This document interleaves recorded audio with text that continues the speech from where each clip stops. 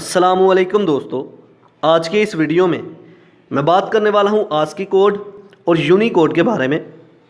तो बगैर टाइम ज़ाया किए चलिए शुरू करते हैं। आस्की कोड तो कंप्यूटर सिस्टम जो है इसकी एक अपनी लैंग्वेज है। जिस तरह हम इंसानों की अपनी लैंग्वेज है, जैसे उर्दू, हिंदी, इंग्लिश एट्सेट्रा, बहुत सी लैंग्वेजेस हैं हमारी। इसी तरह कंप्यूटर सिस्टम की अपनी एक लैंग्वेज है जिसको कंप्यूटर सिस्टम 0 और 1 की फॉर्म में ही समझ सकता है, जिसको हम कहते हैं बाइनरी फॉर्म।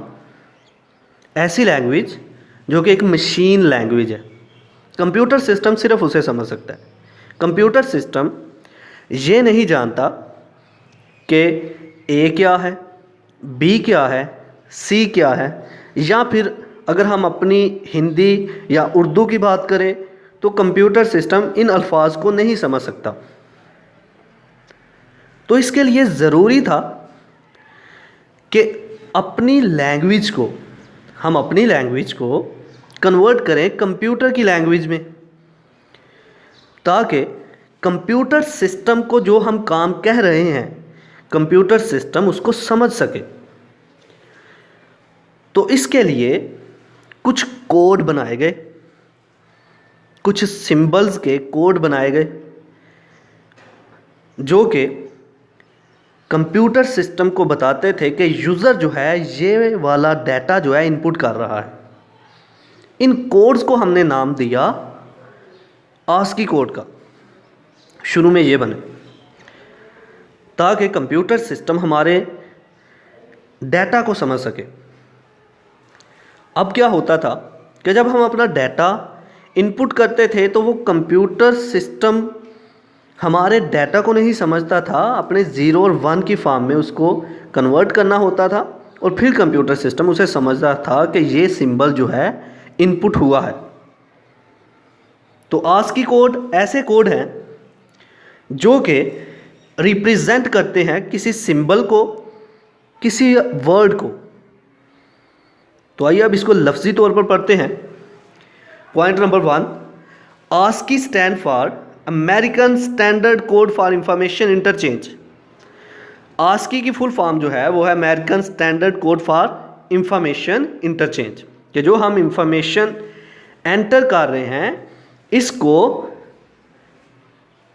कोड की फॉर्म में कन्वर्ट किया जाए जो कि कंप्यूटर सिस्टम इसको समझ सके। एक कोड दे दिया गया, उस कोड के अकॉर्डिंग ही हमारी इंफॉर्मेशन जो भी स्टोर होती है और कोड को कन्वर्ट किया जाता है 0-1 में और कंप्यूटर सिस्टम फिर उसे समझ पाता है। Point number 2, it is standard code to represent text.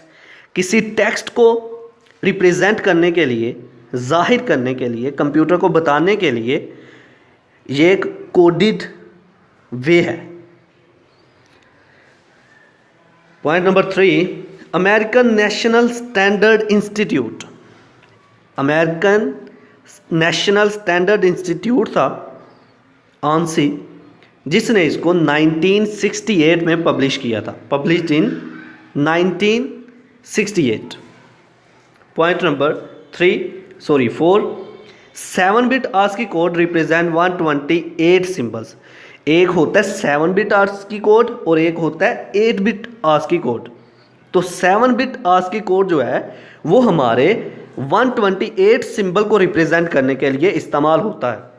इसी तरह 8-बिट आस्की कोड जो है वो हमारे 256 सिंबल्स को रिप्रेजेंट करने के लिए इस्तेमाल होता है।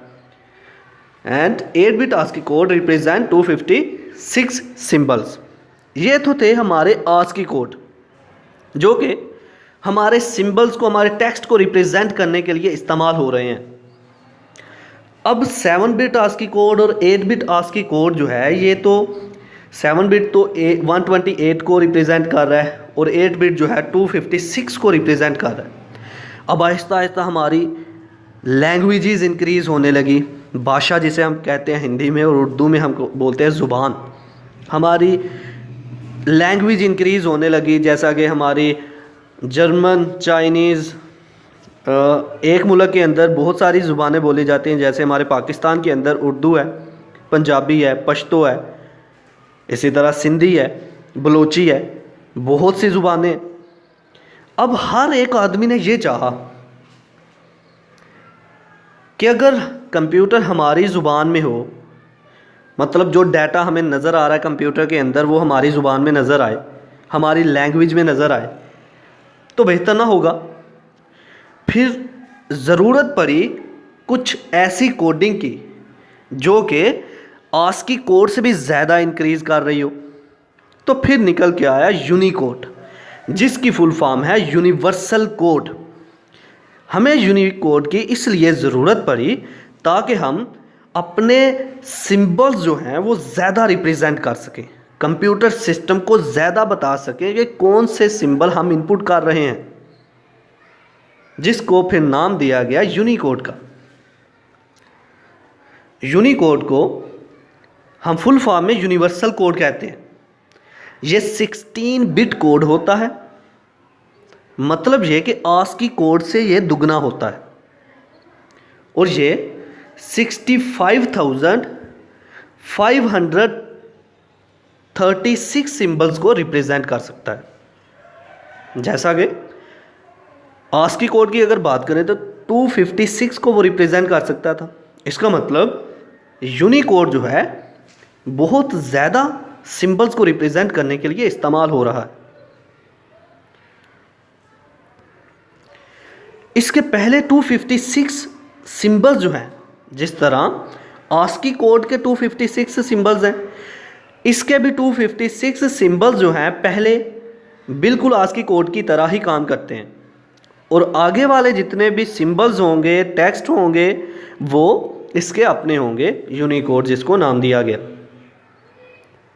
तो इसको आस्की कोड की जगह इस्तेमाल किया जाता है। तो आइए अब इसको लफ्ज़ी तौर पर पढ़ते हैं। Point number 1, Unicode stand for universal code. It is a 16 bit code. Universal code है ये, और इसको 16 बिट कोड कहा जाता है। It can represent 65,536 symbols. ये 65,536 सिंबल्स को रिप्रेजेंट करने के लिए इस्तेमाल होता है। Point number 3, it's first 256 numbers represent same symbols as in ASCII code. जिस तरह के आस्की कोड के अंदर 256 सिंबल्स होते हैं, इसके पहले 256 सिंबल्स जो हैं बिल्कुल उसी तरह आस्की कोड की तरह ही काम करेंगे। Point number 4, it is used instead of ASCII code. इसको हम आस्की कोड की जगह इस्तेमाल करते हैं क्योंकि हमारे लिए अब डिफरेंट लैंग्वेजेस हैं, और हम चाहते हैं कि हमारी लैंग्वेज को भी कंप्यूटर सिस्टम जो है रिप्रेजेंट करे, समझे, देखे, और हम अपनी लैंग्वेज में डाटा कंप्यूटर सिस्टम के अंदर देख सकें।